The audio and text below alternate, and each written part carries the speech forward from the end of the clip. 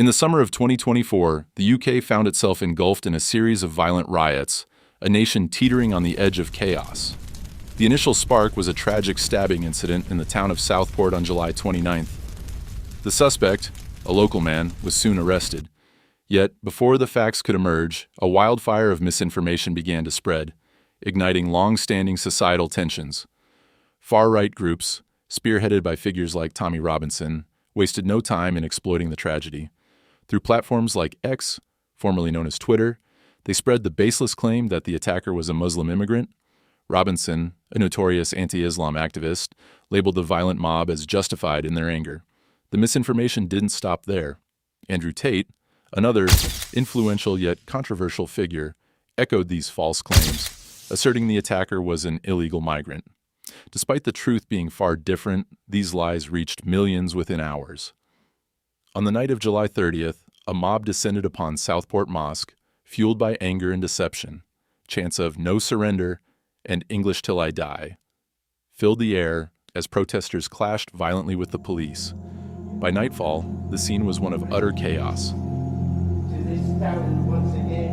Love will always prevail. The people with hatred, they can't win. They can't win. Unfortunately, they hate everything around them. And the problem is that they hate themselves. This is how I feel. They hate themselves. We've never had any trouble with the local residents. We've never had any trouble with the wider community. A police van set ablaze, officers injured, and the mosque under siege.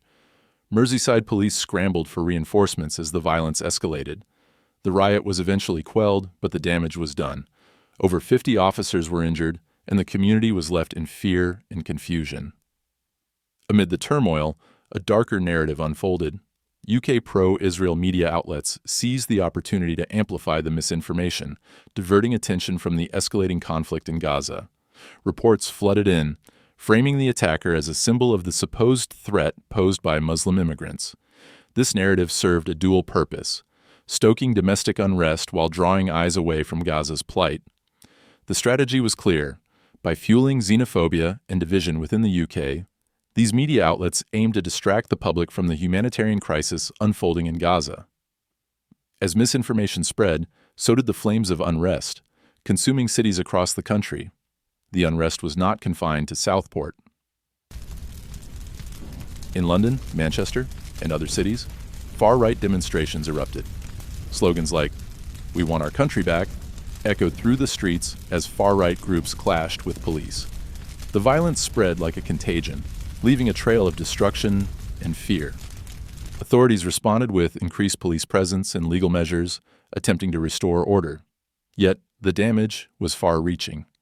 The riots exposed the deep-seated divisions within British society and the powerful role of misinformation in exacerbating those divides.